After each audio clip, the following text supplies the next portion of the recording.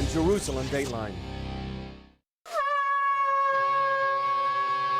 This week on Jerusalem Dateline, Israelis head to the polls in a pivotal election that will chart the future for the Jewish state. What impact will President Trump have on the results? We'll take a look. Plus, the White House invites evangelicals to discuss the upcoming Middle East peace plan. And two rare discoveries from the ancient city of David bring people from the Bible to life. All this and more this week on Jerusalem Dateline. Hello and welcome to this edition of Jerusalem Dateline. I'm Chris Mitchell. The political fate of Israeli Prime Minister Benjamin Netanyahu hangs in the balance. On April 9th, Israeli voters go to the polls to decide between Netanyahu's Likud party and a new coalition that's determined to defeat him. John Wagi brings us that story.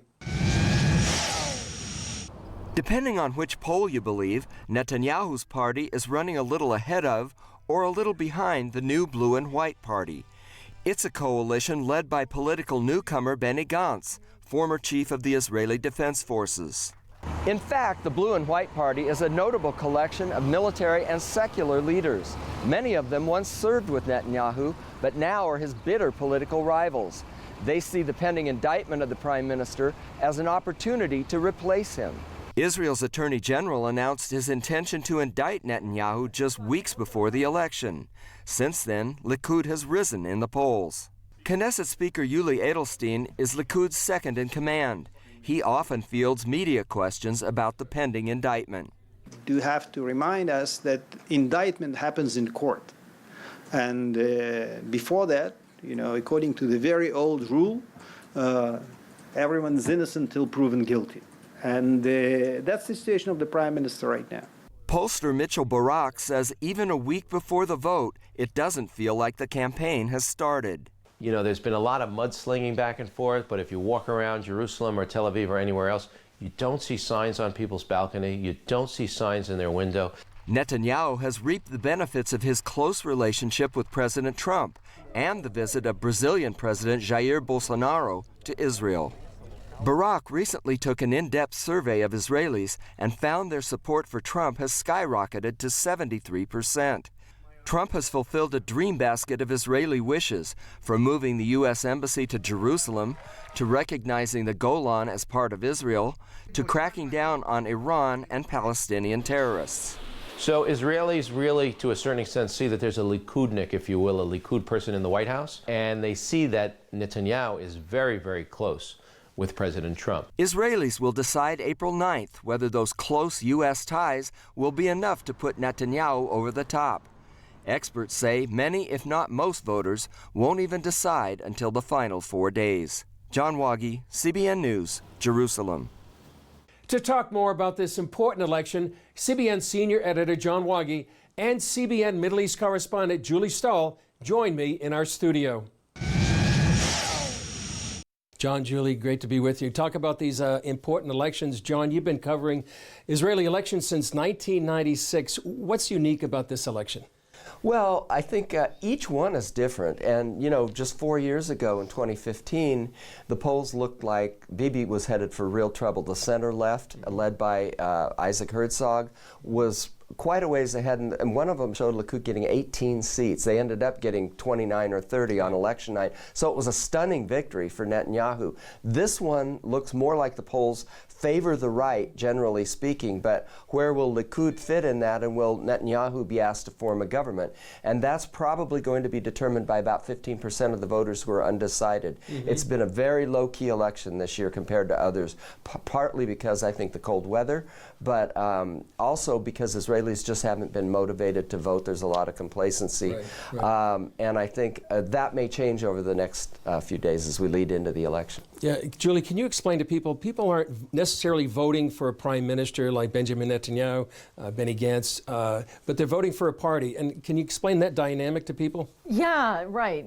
So people, they vote for the parties. And we have, I think, 47 parties running this time. Maybe 43 will actually make it to the polls.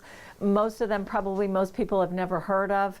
But the idea is that you vote for the party, and then the leader of the party who gets the most seats and can actually form a coalition out of the other parties, he becomes the prime minister. So right now the battle is kind of between the right and the left, more than between Netanyahu and Gantz. Right. And then President Rivlin, after the elections, will decide which leader, which party is going to form a coalition government. Right. John, what are the special dynamics of this election? We're just a few days away from it. Well, it's really, in a large measure, all about Netanyahu. People know about the problems with his potential indictment from the Attorney General, which won't happen for months more. And it looks like voters are right now maybe saying, we're going to go with Netanyahu anyway. We think that there might be too much prosecutorial kind of advantage that's happened in Israel, and they like the job he's done as prime minister. I mean, President Trump, Mike Pompeo's been here. He just went to Moscow to visit Putin. He's been on a diplomatic whirlwind, and the benefits that have come to Israel from that have been really astounding. I mean, the move of the embassy under President Trump, the recognition of the Golan Heights, these are all things that benefit Netanyahu, that the closeness of his relationship with Washington, and I don't think people want to overturn that. So it'll be interesting to see if they punish Netanyahu for being in office for 10 years and they're tired of him and they don't like the indictments, or whether they say, listen, the guy's doing a good job and we're gonna put him back in office. Yeah, Julie, we just have about a minute left. There's about 15% of the people still undecided. What are you hearing from Israelis about what they're gonna when they go to the polls? I think a lot of people are still undecided. A lot of people are like, I just don't know who to vote for. Yeah, I usually vote for Netanyahu, but I don't know. So I think, though, like John mentioned, I don't think the indictment is really going against him so much. I think it's more fatigue of him having been in office for 10 years, and some people are saying, no, we need to try something new. Other people are, I mean, he's clearly the person who has the most experience, who has the leader image. Gantz, he was an army chief, but that's not politics, as we heard earlier this week. Yeah, exactly. He doesn't have the political experience. Well, it'll be fascinating to see how things turn out, and we'll be down there in Likud headquarters to see the election's results. John, Julie, thanks a lot. Thanks. Less than a week before the elections, after 37 years, the body of an Israeli MIA has been returned home. Zachary Baumel, a dual U.S.-Israeli citizen, went missing during the 1982 Lebanon War. Baumel was one of 3 Israelis missing from the Battle of Sultan Yaqub, fought between Israel and Syria. The other 2 are still missing. I remember Yonah, Zachary's father, well. I remember his pain when he spoke about his son, his yearnings, his longings. He traveled the entire world to track any piece of information on his missing son. Many times Yonah told me in tears that he had one wish, to find Zachary before he himself passed away. Unfortunately, Yonah passed away a decade ago, and he didn't live to be with us in this moving moment. Born in Brooklyn, New York, Baumel had immigrated to Israel and served in the IDF. In his last communication with his family, he wrote, "Don't worry, everything's okay, but it seems I will not be coming home anytime soon." Well, one of the first things a new Israeli government will have to deal with is the rollout of President Trump's peace plan. And evangelicals are joining Trump on the front lines as he crafts his plan for peace in the Middle East. While faith leaders are urging the White House to support Israel, they also call for help and prayer for the Palestinians. CBN's White House correspondent Ben Kennedy brings us this story from Washington. We were stunned by that. Stunned that the White House wanted input from leaders like Pastor Jack Graham on Middle East peace. We talked about, of course, the sovereignty of Israel, that's very important for Christians, and particular Bible-believing Christians, that Israel has a right to exist and Jerusalem as its capital. In the meeting that included Secretary of State Mike Pompeo and the president's son-in-law Jared Kushner, Graham and others urged the security of Israel must be a priority. Making sure that Israel is safe. As long as people keep throwing bombs at Israel, it's going to be difficult to have peace. So everybody understands that. But at the same time, we talked about partnerships with Arab countries and governments that could be partners, and economic development, I think, will be a part of the plan. Another attendee, Pastor Jensen Franklin, agrees. Do you think this plan could actually stop the violence along the Gaza border? I believe there's a possibility. There's something that is working, and people like Jared Kushner and Jason Greenblatt and others are working diligently trying to find some middle ground. The middle ground could include a two-state solution. The challenge lies with the Palestinian Authority, who has refused to speak with the White House since President Trump recognized Jerusalem as Israel's capital. What needs to be in this plan to get the Palestinian Authority to the table to even talk? Opportunity. Everyone needs to live with hope. And so many Palestinian people are living without hope. God cares and loves the Palestinians and cares about them, and so do we in the evangelical community. But we cannot allow parts of Israel that serve so greatly to protect and secure the people of Israel to be given away. Coming up, a look at one of Israel's newest political parties and what makes it so unique. One of the parties running in this year's election is called the Bible Bloc Party. I spoke with its founder, Avi Lipkin, in our studio. Well, Avi, thanks for joining us here on Jerusalem Dateline. Thanks for having me again. So you have a new party called the Bible Bloc Party. Tell us what that is. Okay, well, firstly, the name in Hebrew is Gush HaTanachi. Now, in Hebrew, there is no word for Bible. We have the Tanakh, which is the Old Testament, and then we have the Brit Chadashah, which is the New Testament. I came to a conclusion. I've been in this country 50 years. As you know, I've been speaking in Christian churches all over the world for decades, for 28 years. Yeah. And as I see the demography changing in Israel, I'm seeing a growth in a Christian population in Israel, which has absolutely no representation in our Knesset. Our Knesset is our parliament or our Congress. Having been born in the United States, raised on the lap of the American Revolution, I'm a sincere believer in no taxation without representation. Now, these Christians who live in Israel are citizens, they pay taxes, they vote, they serve in the army, they're married to us, and they have no representation. And as also a believer in Judeo-Christian Western civilization and democracy values, I would like to bring that kind of thinking to Israel, the thinking that made America great, at least until the last few decades. I think Israel has a great future, which will include many more Jews and Christians who will be coming home to Israel very soon as a result of terrorist jihad. Yeah. So you see this aliyah coming back here to Israel. And what kind of response have you had from Christians about this new party? Well, to be honest with you, a lot of Christians say, well, it's a wonderful idea, but it's very hard for us to believe that such a thing could actually happen. And that my son even said to me, Daddy, you're a prophet, but you're 300 years before your time. And I said to my son, no, son, 3 years before my time, which means tomorrow, mañana. And what we do have today is that 8% of our population is Christian or non-Jewish, according to the rabbis. 8% translates into 8 or 9 members of Knesset, and there are no Christian members of Knesset yet. The Muslims have 10 members of Knesset. They represent their constituency. The Christians are a constituency, and they have no representation. I wanted to add also that there are 3 million Jews who have lived in Christian countries who I think would be a potential constituency for this party because they want to bring this country into the Western civilization sphere. As you probably know, half of the Knesset is towards nationalism and socialism, secular, and half is from the Islamic world. There is no American Western civilization democracy, and I'm trying to bring that here. Right. We have about a minute left, Avi. Tell us the bottom line. What do you want people to take away from this new Bible Bloc Party? Well, I think the most important word is love. Sounds familiar? Reconciliation between Jews and Christians.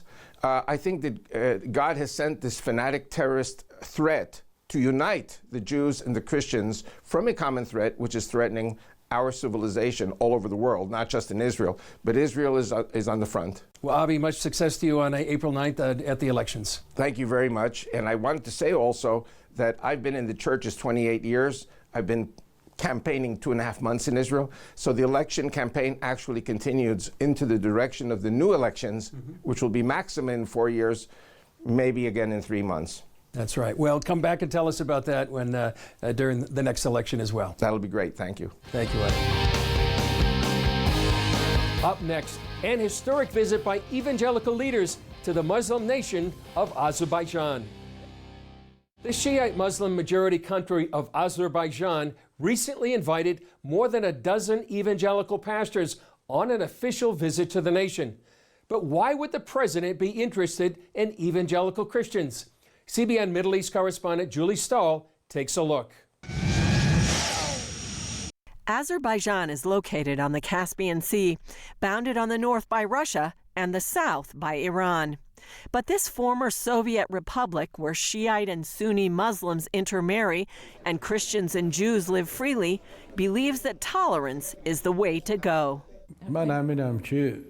Dialogue is very important during this time because in different parts of the world, we are witnessing lots of conflicts and wars, which makes it necessary for establishing dialogue. Government Minister Mubaraz Gurbanli hosted the group of 15 evangelical leaders and a rabbi. We are part of the Muslim countries, but despite this fact, we are also home for 3 different religions. That's the importance of this event. Gurbanli told CBN News his country is leading this dialogue because of its history. Azerbaijan hosted many religions over the centuries, including Judaism and Christianity, before Islam arrived 800 years ago. That's why history gives us a good opportunity to bring up the ideas of tolerance and mutual understanding. It started when Azeri President Ilham Aliyev invited American Rabbi Mark Schneier to bring evangelical leaders to his country. Schneier, who has been working to improve Jewish-Muslim relations for 15 years, teamed up with Robert Stearns to create a better understanding between Christians and Muslims. Going to Azerbaijan was the natural first step. There are 57 Muslim nations.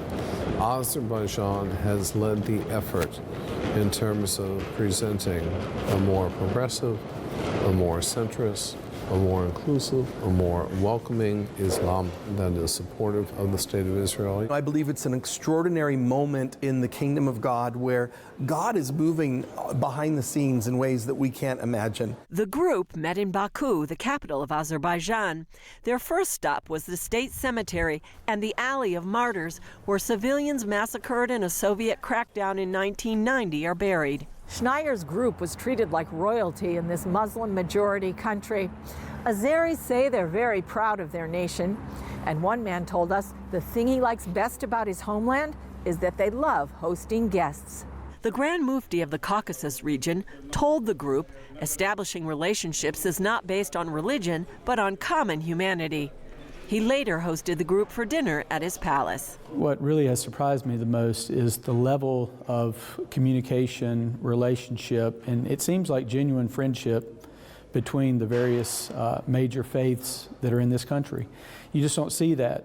Even in the United States, we seem to have a lot of intolerance right now. It's one of the places that I think are really leading the way by example of what coexistence and cultural harmony, but also religious tolerance looks like. Schneier said he believes this is a first step toward reconciliation between Muslims and evangelicals. Stearns called it an opportunity for the kingdom. This could be a moment of wonderful blessing for Azerbaijan, so I'm inviting the church, the Christian church worldwide, to pray with me that this is an hour for the glory of the Lord to come to this nation. Julie Stahl, CBN News, Baku, Azerbaijan. Still ahead, new discoveries from King David's capital bring people from the Bible to life. Israeli archaeologists have made 2 rare discoveries in the city of David, pointing to people mentioned in the Bible. I went down there to take a look and found out what makes these new finds so special. The discoveries came from here, the Givati excavation. It's part of the ancient city of David, where King David set up his capital 3,000 years ago. Israeli archaeologists made the discoveries in this structure, where they found evidence of a big fire they believe dates back to 586 BC when the Babylonians destroyed Jerusalem. Here you can still see the ash from the fire. The discoveries are an ancient bulla and a seal. This is the bulla. A bulla is actually a tiny piece of clay that was attached to letters or jars in order to make sure that no one opened them without noticing. The bulla bore a special name. And this one says, to Natan Melech, the servant of the king. Le Natan Melech, Eved HaMelech. Now, the name Natan Melech is known from the Bible, from the book of Kings. While archaeologists can't say for certain this Natan Melech is the one mentioned in the Bible, Dr. Gerbovich from Hebrew University says the evidence is compelling. First, the name Natan Melech, which is rare. Second, the period. We're talking about the mid-7th century BCE, King Josiah. And third, the fact that we have the title. So Natan Melech was someone who was close to the king. For the archaeologists, the finds are like touching Jerusalem's history. This is very impressive for me, not only because of the history, because this is actually a snapshot for the history that happened here 2,600 years ago. These discoveries shed more light on ancient Jerusalem and paint a more complete picture of King David's city. Chris Mitchell, CBN News, the Givati excavation, the city of David. It was an amazing experience to see up close and personal the evidence of the destruction of Jerusalem by the Babylonians in 586 BC. It was like touching history, and one more sign of the connection of the Jewish people to their ancient capital. Well, from ancient discoveries to achievements out of this world. Technicians and supporters cheered the successful maneuver by Bereshit, Israel's Space IL spacecraft, on its way to the moon. The highly sophisticated maneuver took Bereshit out of an orbit around the Earth into a lunar orbit. Engineers compared it to the space equivalent of slamming on the brakes. This makes Israel the 7th country in the world to put a spacecraft in orbit around the moon. It also places Bereshit on track for its scheduled landing on the moon's surface April 11th. If successful, that would make Israel only the 4th country in the world to land a spacecraft on the moon. What an achievement for a country of only 8 million. Well, that's all for this edition. Thanks for joining us. Remember, you can follow us on Facebook, Twitter, Instagram, and YouTube. I'm Chris Mitchell. We'll see you next time on Jerusalem Dateline.